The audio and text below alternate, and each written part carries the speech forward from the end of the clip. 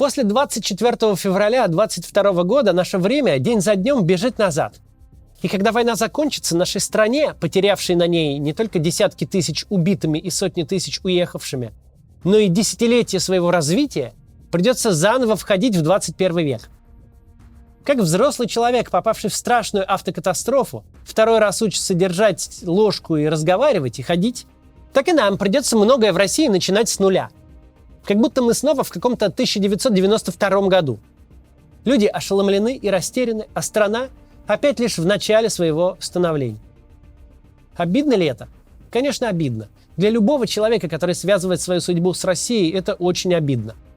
Но сегодня мы попытаемся сделать оптимистичный ролик, насколько это возможно сегодня.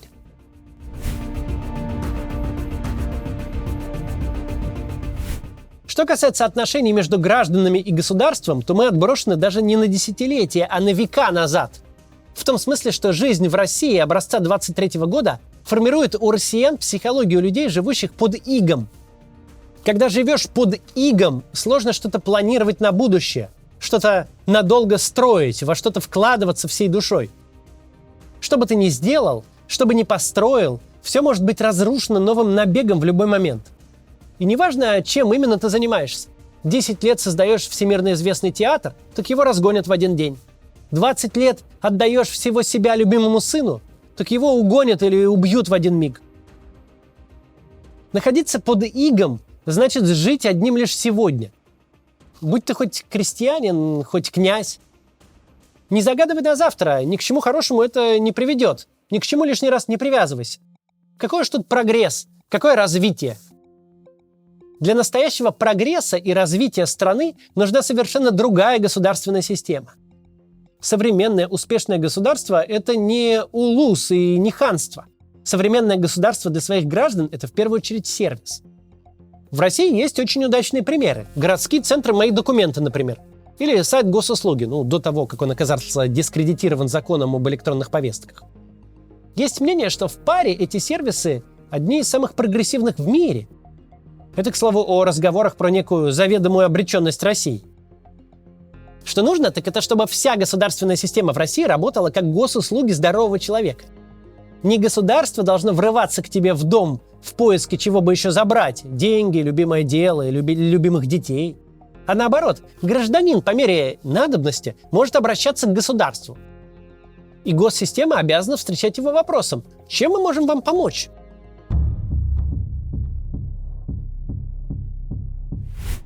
Недавно из МГУ уволили доцента механико-математического факультета Михаила Лобанова.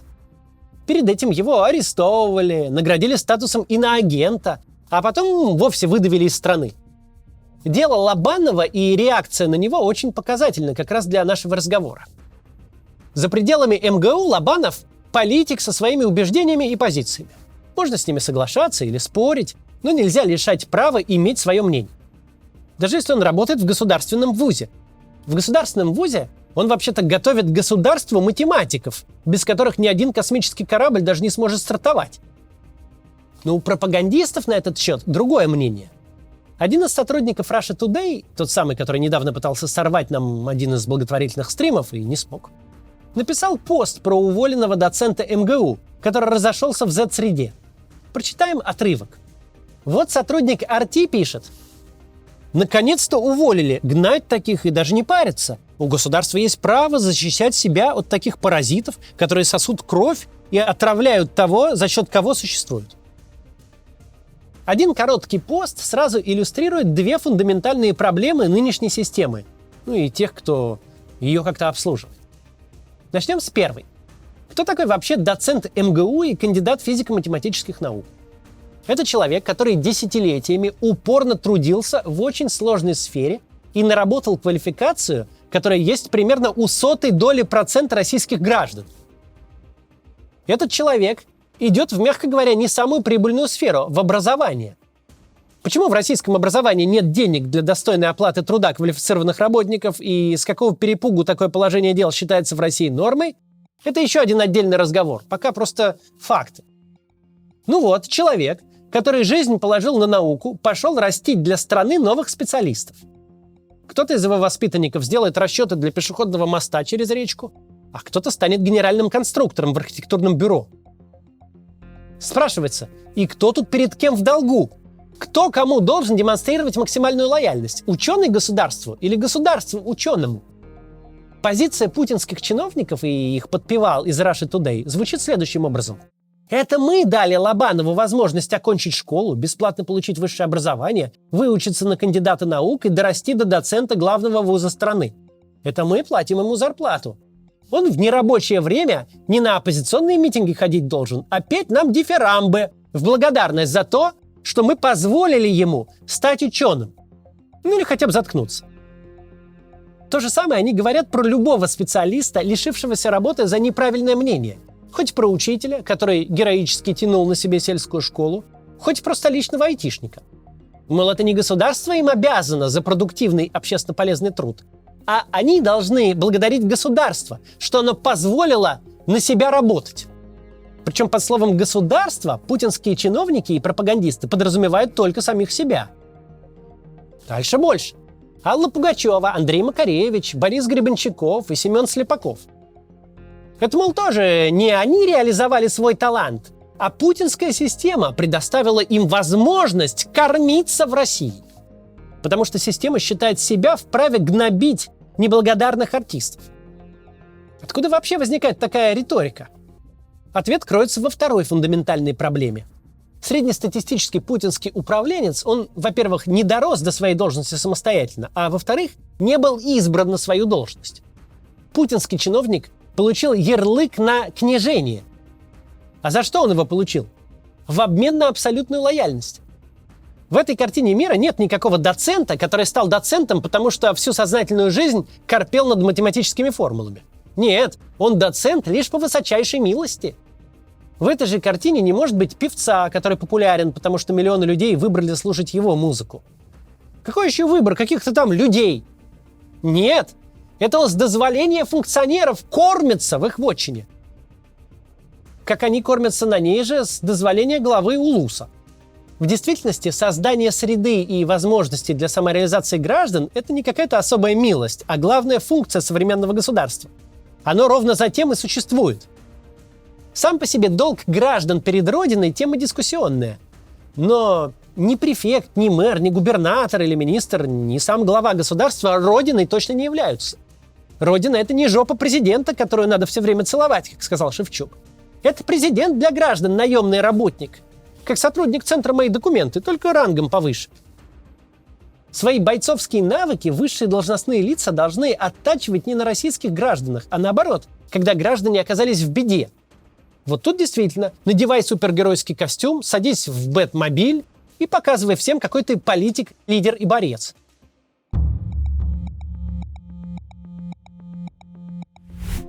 Бывает ли так, что приходит к власти добрый царь и отменяет крепостное право и проводит реформы? Бывает. Но если в уравнении отсутствуют граждане страны и общественный запрос, то на смену царю-реформатору может запросто прийти царь-реакционер. Более того, это может быть один и тот же человек. Но главный субъект внутренней политики – это как раз граждане. Война обязательно закончится. Не было в истории человечества ни одной бесконечной войны. Была 30-летняя и даже 100-летняя, но нынешняя не претендует на такой статус. Неизбежно закончится власть Владимира Путина, и в России точно начнутся перемены. С большей вероятностью перемены будут к лучшему, с меньшей станет хуже. И вероятности эти зависят от самих граждан. От нас с вами. Причем гораздо в большей степени, чем кажется. Вот те, кто поддерживают концепцию заведомой обреченности россиян, они говорят: вас, либералов, в России меньшинство. Какая еще демократия? Какие еще права человека и гражданина в стране, где большинство ко всему безразлично? Но прислушиваться к ним совершенно не стоит. Во-первых, такие товарищи старательно работают на то, чтобы безразличными и демотивированными стали вообще все. Во-вторых, как правило, оперируют они не какой-то статистикой, а просто своими абстрактными ощущениями. В-третьих, и это самое главное, а кто вообще сказал, что для позитивных перемен необходимо, чтобы большинство граждан стали убежденными либералами? Это, конечно, было бы неплохо, но вовсе не обязательно. Еще во времена Великой Французской революции было сделано интересное наблюдение. Тогда возник конвент, парламент Первой Французской Республики из 749 депутатов. Так вот, главным в этом парламенте оказалось отнюдь не большинство, а активное меньшинство. Именно тогда появились понятия «левые» и «правые». И те, и другие были в меньшинстве, но именно они задавали повестку, определяли политику страны, сражаясь за симпатии большинства, которое было посередине. Политически заряженные и активные депутаты называли коллег из пассивного большинства равниной. В частной беседе могли назвать еще и болотом. Но тут, как ни назови, принцип прост. Победит тот, кто перетянет на свою сторону голоса из центра. Под моими видео регулярно появляются комментарии. Как же мало в России людей, которые думают, как мы. Однако мы не знаем, много таких людей или мало. Опросы общественного мнения в духе «вы за СВО или вас посадить» дают не самую достоверную картину. Но даже имеющиеся данные, которым нет никакой веры, говорят о том, что десятки миллионов россиян придерживаются более-менее наших с вами антивоенных и либеральных убеждений. На самом деле их гораздо больше. И еще больше, если сделать поправку на то, что само слово «либерал» в России дискредитировано. А многие граждане даже не подозревают, что их взгляды либеральные. Они спокойно могут сказать: мы хотим честных выборов, независимых судов, личных и гражданских прав, хотим равенства всех перед законом и неприкосновенности частной собственности. А не этого вашего либерализма, могут сказать они. Но даже если бы либералов в России действительно было бы совсем мало, то и такая ситуация вовсе не была бы безнадежной. Общественный запрос большинства формирует активные меньшинства. При условии, что они активны, а не сидят и грустят. Самое главное, что работать на правильный общественный запрос может кто угодно и когда угодно. Между роликом на этом канале и вашим разговором с близким разница только в охвате аудитории. Есть огромная сила в том, чтобы именно сейчас, когда власть взяла курс на людоедство, оставаться нормальным человеком. Быть настоящим примером для своего окружения. Стоять на своем, не плыть по течению и не бояться. Конечно, иногда очень не хватает поддержки, без нее тяжело.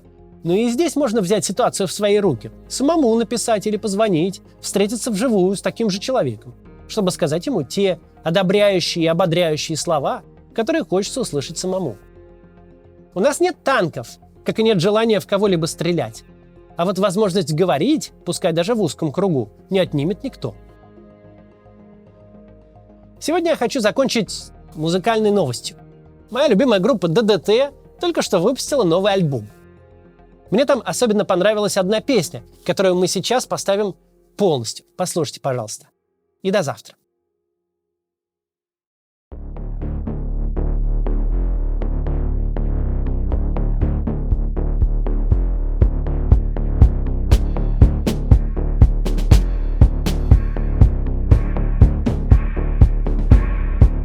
Пока не сдох дядя в бетонном мешке, у тебя жратвы вечность, бензин и газ.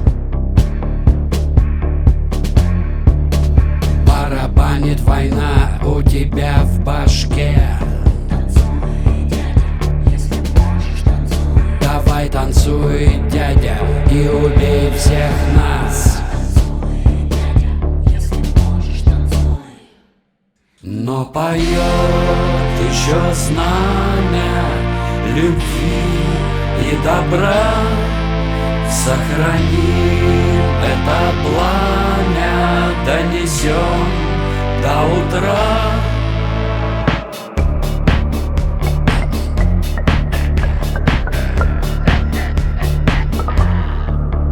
У тебя праздник, у нас беда.